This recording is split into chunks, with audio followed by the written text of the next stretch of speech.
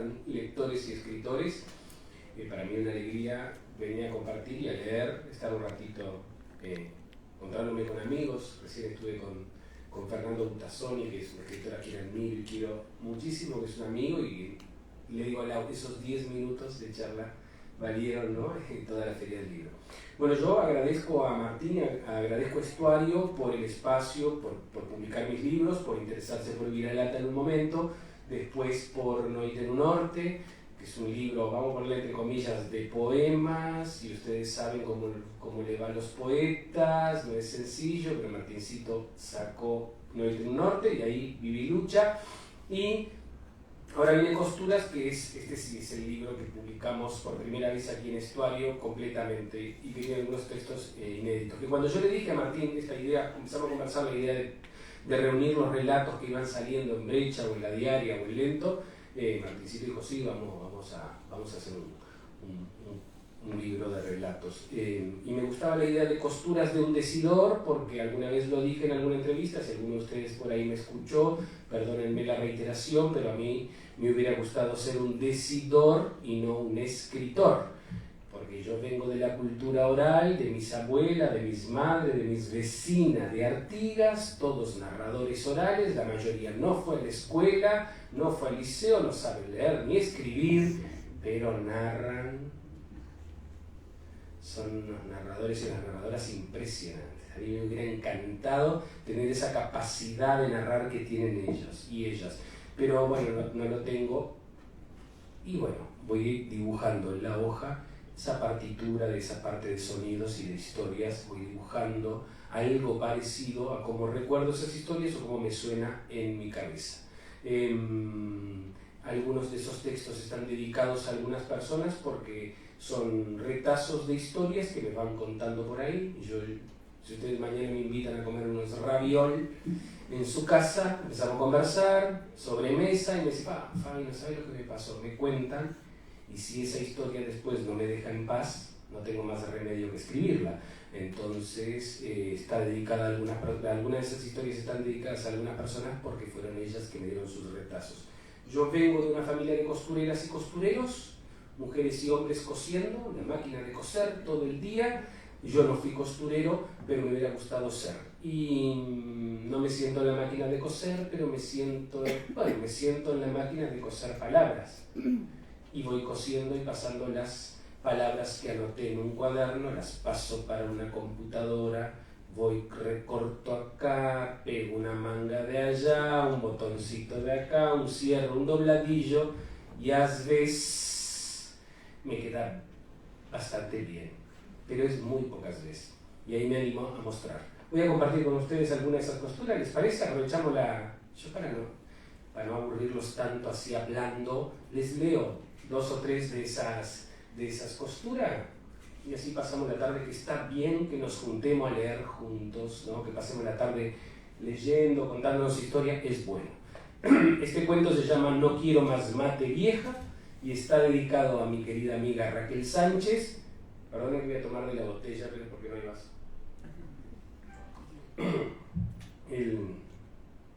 Mi querida amiga Raquel Sánchez, que me contó un recuerdo de su profe de historia de Tacuarembó, y yo lo junté con mi profe de historia de Artigas, y ahí junté un profe con otro profe e hice esta historia que se llama No quiero más mate vieja. Todos amábamos al profesor de historia, todos admirábamos su lento caminar, su busito escote en V, su encanecida mirada.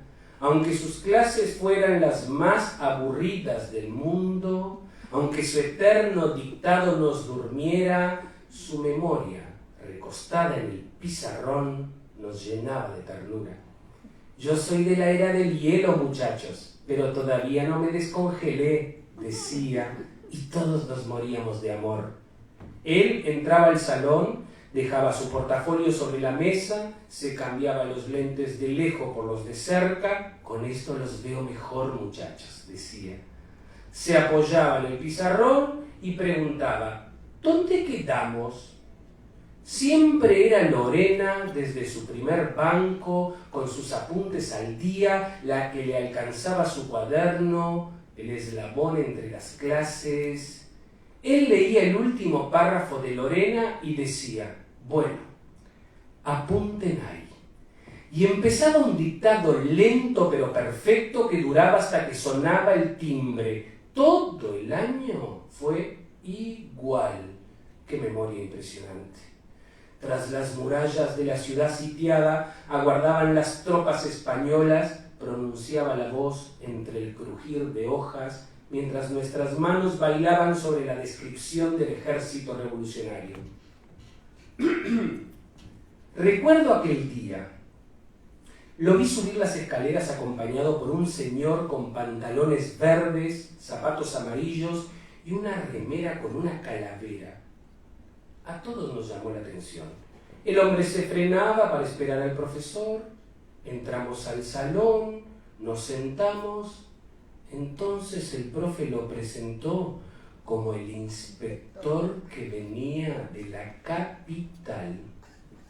Este tomó la palabra y mencionó algo sobre que venía a evaluar al docente y no a nosotros, y que actuáramos como en una clase normal. Después de las palabras del inspector, el profesor apoyó su portafolio en la mesa, se cambió los lentes y preguntó, ¿dónde quedamos en la clase pasada? Lorena le alcanzó su cuaderno, él leyó el último párrafo y dijo, bueno, apunten ahí. Y continuó dictando como siempre, como lo había hecho desde el comienzo de los tiempos. Yo estaba nervioso ese día porque miraba de reojo al inspector y parecía incómodo, como si en su banco algún clavo molestara su sentar. Escribía apurado en una libreta como si tuviera miedo de que la idea se le borrara antes de llegar a la hoja y no paraba de sacudir la cabeza como diciendo no y no. A la clase siguiente, cuando vimos al profe subiendo las escaleras, nos llamó la atención de que en una mano cargara un radiograbador. Entró al salón, dejó el portafolio y la radio sobre la mesa, se cambió los lentes, desenrolló el cable del aparato, Lorena lo ayudó a encontrar el enchufe. Cuando lo encendió, escuchamos el sonido lluvioso de las radios mal sintonizadas. Perdón, dijo, tengo que acostumbrarme. Metió la mano en el portafolio y sacó un cassette. Abrió despacito la tapa, lo puso en el grabador, pero antes de apretar play, el Tato preguntó, «Profe, ¿cómo le fue con el inspector?» El profesor de historia nos miró. Parecía cansado, el pelo canoso, las arrugas en la frente. La scripta nos había dicho que tenía casi 70 años y que hacía tiempo que estaba por jubilarse. «No me fue muy bien», dijo. «Según el inspector, me tengo que modernizar, muchachos. Debo aprender a utilizar las nuevas tecnologías para captar sus intereses. Por eso traje este grabador». Todos recordamos ese día como uno de los mayores acontecimientos de nuestra vida liceal. Él apretó play y empezó a sonar su voz suave, pero más lenta, como si estuviera frenada. Desde el parlante surgía el dictado de siempre, mientras nuestro profesor se quedaba parado contra el pizarrón en silencio. Fue maravilloso. Al día siguiente de la inspección, en su casa, el profe se había grabado dictándonos, haciendo las pausas más prolongadas, imaginando el tiempo de nuestras lapiceras. Y si bien ese día nos perdíamos en la velocidad de la cinta, nadie quiso complicarlo pidiendo que pusiera pausa o que rebobinara. Y así el grabador nos fue dictando algunos pormenores de la guerra, mientras el profesor miraba atento el girar del cassette, como controlando que la voz del aparato no se equivocara. Entonces sucedió la frase que nos enamoró, la que usamos como una señal de nuestra hermandad, la que repetimos siempre que nos reencontramos. En una de las pausas más prolongadas que las anteriores, lo oímos decir con la voz un poco más baja, como si fuera a confesar un secreto, como intentando no ser captado por la tecnología. No quiero más mate, vieja.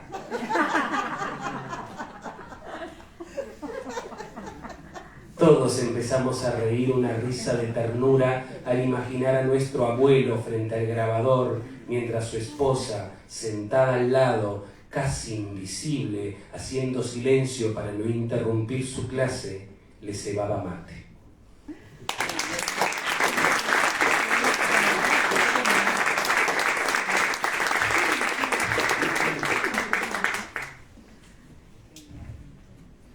El profesor que hacía el dictado interminable es mi profe de historia de Artigas, que en su clase solo se dictaba, solo era dictado, nada más. Pero lo amábamos. ¿Saben por qué? Sí, Carlitos. ¿Saben por qué lo amábamos? No porque su clase fuera un dictado eterno, sino porque en el aula entra en juego otro factor, y es el humano. El trato que él nos daba, el cuidado, el preguntar, el saludarnos, esa cuestión era mucho más importante que la clase fuera un aburrimiento. Nos encantaba su clase. Pero una compañera de Tacuarembó me dijo que ella tenía un profe que en lugar de dictar llevaba un grabador y ponía el grabador. Y la clase era el grabador y él mirando el grabador. Yo dije, está junto las dos historias. Ella agregó un factor más, y yo se lo voy a contar acá porque estamos entre amigos, que yo no lo puse en el cuento porque no lo tenía como resolver literariamente, porque digo, no me van a creer esto, pero a ustedes sí les puedo contar. Y era que ella me dijo que en el grabador del profe era el dictado, las tropas revolucionarias van avanzando, y él hacía una pausa y él decía, silencio, a ver, silencio. O sea que él calculaba cuando los jueces iban a estar. Es maravilloso. Pero vos sabés que no, que me parecía como que era tensar mucho ustedes me entienden, hay gente que escribe, mis compañeras del taller de escritura me entienden, y me parece que era como forzar mucho, no me iba a quedar bien. Qué increíble. La realidad supera la ficción. Siempre, siempre. La realidad siempre supera la ficción. Siempre pasan cosas increíbles. Para los compañeros que escriben, para los compañeros del taller, tenés que escribirlo de una forma en que yo te crea. Ese es el juego. Porque a veces viene gente con un texto y nos dice a nosotros, sí, pero esto me pasó. Y sí, a la gente le pasa cosas todo el tiempo. Como si eso fuera un valor en sí mismo, ¿entienden? No, no es ningún valor. Escribirlo de una forma que nos impresione, que te haya pasado. Y sí, a todos nosotros se nos mueren familiares, a todos nosotros tenemos enfermedades, a todos nosotros nos dejan y nos abandonan, todos nosotros nos enamoramos. Ahora contalo de una forma que tu voz, la voz que creaste, nos quede sonando en la cabeza. Ay, ese es el jueguito. ¿Sigo? ¿Voy con otro puntito? Sí. Tendré que ir mirando el reloj para no pasarme mucho. Voy con uno más. Voy con otro de humor para no ponernos tristes un domingo hasta ahora, además. Está tan lindo, 20 y pico de grados. Está precioso el domingo. A todo lugar a donde llego hay grandes narradores que me cuentan historias, que me cuentan anécdotas, muchas de ellas se repiten. Mujer de blanco saliendo del cementerio, en todo el cementerio de Uruguay más o menos, y al pueblo que llegaste dicen que fue en ese pueblo. No, fue acá en Río Branco. Y llegas a Salto, fue acá en Salto. No, mira que fue acá en Minas. Ay, los narradores. Bueno, y en Artigas hay una historia que se repite mucho, y es la historia de la vez que fue un circo y se escapó un león del circo. Y yo crecí con esa historia, y yo estuve leyendo ayer en una librería aquí en Montevideo, en Punta Carretas, y un muchacho le agregó un dato a esta historia que les voy a contar. O sea que hay testigos. Es maravilloso. Pero además no fue en el único lugar donde parece que se escapó un león. Parece que en otros lados también se escaparon leones. Bueno, no importa. Lo cierto es que yo fui a la casa del Caíto Díaz, Carlos Díaz, que es el papá de Ernesto Díaz, el compositor. Un día estamos conversando y él me dijo, no, Fabi, fue en Artigas. Te voy a contar cómo fue. Y me cuenta. Y el cuento se llama No aticen al león. Capaz si hablo de acá, ustedes me escuchan, para no estar agachado. No aticen al león. ¿Atizar? Sí, azuzar, ¿no? El que le hacemos a los perros, guerre, ¿no? Eso, bien. No aticen al león. Yo sé cómo fue la historia porque estaba ahí. Ahora todo el mundo cuenta el chiste y usa la frase para se matar de risa, pero el Furia, el Mortadela, el Rengo y yo sabemos bien cómo fue. Nadie nos contó. Nosotros estábamos desde temprano en el bar del Chapita, tomamos unas cañas, jugamos unos pool. Serían como las 9 de la noche cuando decidimos ir para la casa del Mortadela que quedaba en la bajada San Vicente. Íbamos por Bernabé Rivera cuando vimos la estampida de gente que venía rumbo al centro. Una mujer traía 2 gurí de tiro. Unos viejos disparaban como sin aire. Uno de ellos nos gritó: ¡cuidado con el león! ¡Cuidado con el león! Y señaló con la mano para el lado del campo de la estación. Por las veredas, por el medio de la calle, la gente venía apavorada. ¡Un león! ¡Un león! Fui yo el primero que lo vio. Venía troteando por el medio de la calle, todo despeinado, como si recién se tuviese despertado. Los focos de luz le daban de lleno. No había duda. Era un león. Atrás del animal, corriendo, un hombre con un lazo y otro con un rebenque. Fue un segundo, los 4 nos dimos vuelta y salimos peitando. Dejamos el surco. La gente que estaba en el circo en la función de las 8 y que disparaba rumbo al Ecuador ya nos tenía sacado como 2 cuadras de ventaja. Claro que ahora todo el mundo se faz un loco y se saca cartel, todos de meterete Juan Jopete, dicen que saben cómo fue, que estaban ahí, se hacen los graciosos y largan las gaitadas. Cuentan que era un león jubilado, que ni diente tenía, y yo pregunto, ¿un león viejo deja de ser león? La gente habla porque tiene boca. Solo en Artigas pasan estas cosas. Viene un circo de no sé dónde y en el medio de la actuación, cuando los domadores están tirando unos lazazos del bicho para que se suba en un taburete, el león se calienta, da un salto contra la puerta de la jaula y se escapa rumbo al centro. Parece de película, pero en este pueblo siempre pasa lo inacreditable. Yo me acuerdo de uno de los días que andaba el camión del circo haciendo propaganda, tirando unas invitaciones. Atrás tenía una jaula con 2 monitos que parecían de peluche. Iban jugando con unas ramitas, la cosa más querida. En el parlante decían que el que se animara a pelear con uno de los monitos y aguantara más de 1 minuto, ganaba 1.000 pesos. Se armó baita fila, queriendo darnos tapa a los monos, porque acá todos andamos galgueando de hambre. Yo no fui, pero el Furia fue y me contó que se presentó el hijo de la Elena, ese que es medio apoyado y que siempre se anda haciendo ver y se tira de musculoso. Él creía que los macaquitos eran los de la jaula del camión de propaganda. Por eso cuando entró en la arena, queriendo dar unos cacos en los monitos, se haciendo el Rocky Balboa, y el cuidador le preguntó si no se quería sacar la campera para que no les amarreara, el Rocky dijo que no, que era un ratito y desarmaba ese mono. Pero cuando abrieron la cortina, salió un gorila como de las películas, con cara de asesino atado en una cadena. El corajudo empezó a disparar en la vuelta, pero el gorila le agarró de la campera y le dio 2 o 3 sacudidas, le arrancó una manga, y si el cuidador no se mete, lo tenía matado al hijo de la Elena. Toda la gente se mataba de risa. Pero yo iba contando del león. El Furia, que era el más ligero, iba adelante. Después yo, atrás el Mortadela, y por último venía el Rengo. No sabíamos qué hacer. Salimos atrás de la gente buscando un lugar donde salvarnos. De repente, el Furia, que iba adelante, se dio vuelta y nos miró.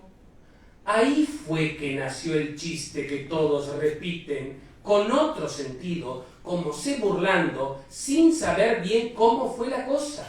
El Furia vio que el rengo estaba se quedando para atrás y nos gritó: ¡el rengo! ¡El rengo!, como avisándonos que lo esperáramos. Pero el rengo, que venía peleando con la pata quebrada, no entendió nuestra preocupación. Tal vez los nervios, la desesperación, hizo que él acreditara que el Furia estaba hablando con el león, que estaba dando indicaciones para la bestia, como diciendo: no nos comas a nosotros, come al rengo que está más cerca. Fue un segundo. Ahí nació la frase que todos repiten. El rengo, con la pata de arrastro, nos gritó: ¡no aticen! ¡No aticen al león! ¡Dejen que él elija!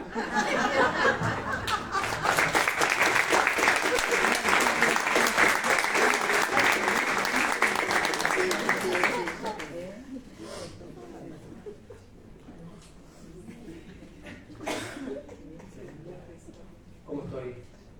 ¿Voy con uno más? Sí, ¿con uno más?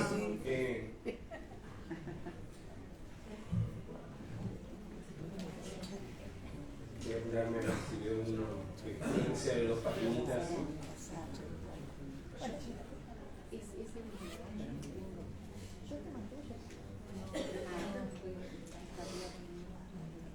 Bueno, voy con... el primero es... hago el de la aduana. ¿Cuál te parece? ¿El de Pulgas de Raza o el de la aduana? ¿Pulgas de Raza? Voy con uno y con este cierro. Han sido muy amables en escuchar y en venir. Para mí a mí me encanta juntarme a leer. Me encanta juntarme con gente a leer, a compartir historias. No quiero ponerme muy filósofo e intelectual para esta hora de la tarde. Yo escribí un libro sobre eso, que es Sepultura. Yo creo que si no es así, no sé cómo es, pero la comunidad se funda compartiendo historias. El saber compartido de historias es lo que funda comunidad. Necesitamos una abuela contándole para el nieto, necesitamos un tío para una sobrina, necesitamos vecinos contando historias. La única forma de existir para otros es tener la posibilidad de contar nuestras historias. En otro encuentro profundizamos un poquito la idea, pero yo creo que es imprescindible que nos juntemos a contarnos. Es la única forma de existir. Es más, la marginación nace en no darle la voz al otro. Cuando el otro no se puede contar, empieza a dejar de existir. Eso es la marginación, no existe. Entonces yo tengo que crear en el barrio, en la escuela, en el liceo, en los lugares, espacio para que la gente venga y se cuente, para que exista, para que comparta su historia con nosotros. Por eso yo les agradezco que ustedes me dejen compartir algunas de estas historias que no son mías. Yo solo lo único que hice fue me senté en la máquina de coser palabras y junté fragmentos. La del Noticen al León se publicó en Brecha, fueron para las redes, y para que ustedes vean que no es mentira, si ustedes van ahí a las redes, ven los comentarios de la gente para abajo. Uno puso: mentira, no era un león, era una leona. Otro abajo: sí, es cierto, era una leona. Otro abajo: foto de una casa. En esa casa vive mi hermana. Ahí entró la leona. Claro, no puedes discutir. Otro: foto de un árbol. En ese árbol se subió un hombre que venía disparando de la leona. Es maravilloso. La narración es imprescindible. Ayer fui a leer, leí este cuento en Punta Carretas. Termina el cuento, viene un muchacho y dice: vos vas a decir que es mentira, dice, pero yo tenía un Fusquita, estaba con mi novia, estábamos ahí apretando a no sé cuánto, y ella dice: oye, mirá, tremendo perro. Y si yo miré, y era un león. Así que supongo que fue en esta misma noche que se escapa. Y así se van tejiendo las historias. Es maravilloso. Yo dije: pero está para el Costuras 2, vamos a buscar las distintas versiones, Martín, de esa noche que quedó en la memoria de nosotros. Esta historia, Pulgas de Raza, también me la contaron en un asado y alguien me contó esta historia, no así, me contó un detalle mínimo que ustedes lo van a ver al final, que es el tema de las pulgas. La historia era otra, me quería contar otra cosa, pero ustedes saben, los que escriben saben que uno anda identificando, buscando imágenes que sean potentes, que rindan en la literatura. Hay cosas que rinden en un asado, pero no rinden en un libro. Entonces, ¿qué pasa? Me quería contar otra historia.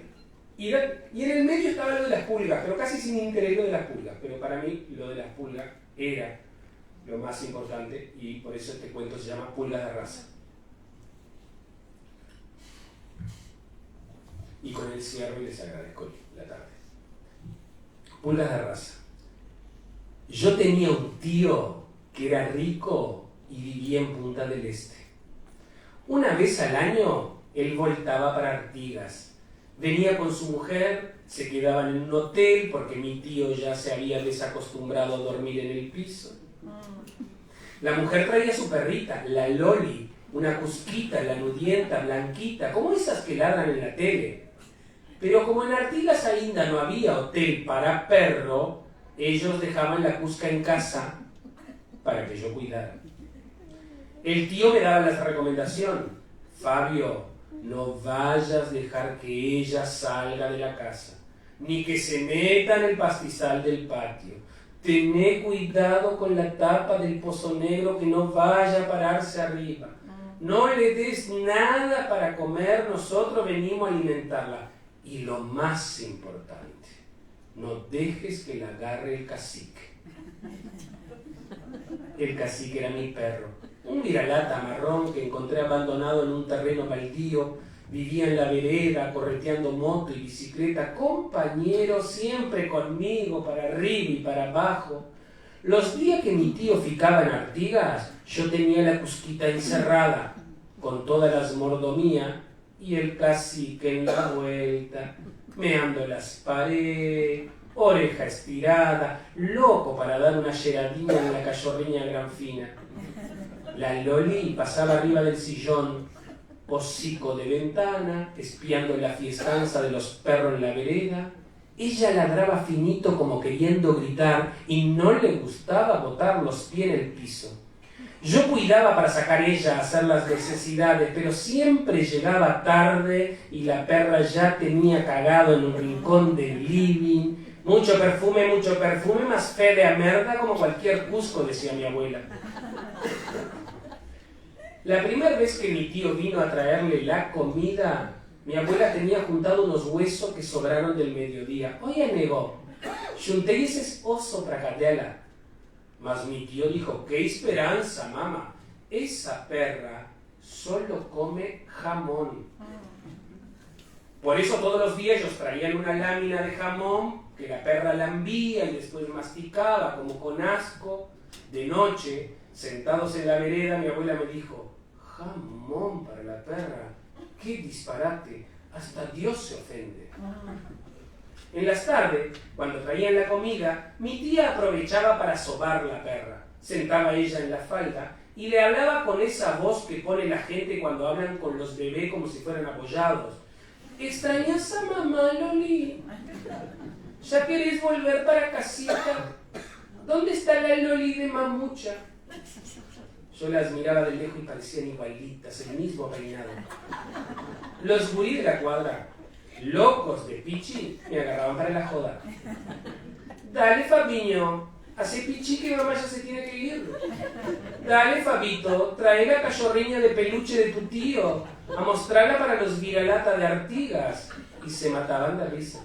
Una vez los gurí querían ver la perra, se juntaron en el frente, yo cargué la Loli en la falda para que no se embalastrara las patas. La Luana quedó encantada. ¡Qué amor esa perra! Déjame olerla un rato.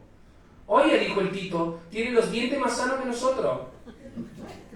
No sé si ustedes alguna vez pasaron en mi cuadra, pero allí cuyí la Cusco. La Mirta tiene 3, ladradores todos, los del Quique, todos sueltos, todos rompiendo las bolsas de basura. Cuando uno va en el almacén tiene que se cuidar porque hay unos que son locos de garronero. Yo siempre ando San Roque, que ese perro no me toca.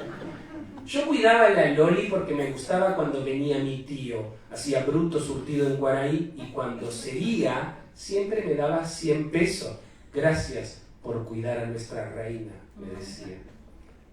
Lo que nadie sabía, ni mi tío, ni mi abuela, ni los gurí de la cuadra, es que de tarde, cuando mi abuela cesteaba, yo abría la puerta y dejaba entrar al cacique. Él venía sacando pecho, gorrión de basurero, trotecito de tono de parada, pescando los fedor. Yo los dejaba uno al lado del otro y mientras ellos se olfateaban, aprovechaba y agarraba el cacique, pobre cacique, siempre tapado de pulga. Yo le separaba el pelo y empezaba a catar sus pulgas. Elegía una de esas bien gorda, pulgota, la observaba bien y antes de hundirla en el pelo fofo de la Loli le decía: anda pulga, anda a ser feliz en la tierra del jamón. Buenas tardes, muchas gracias.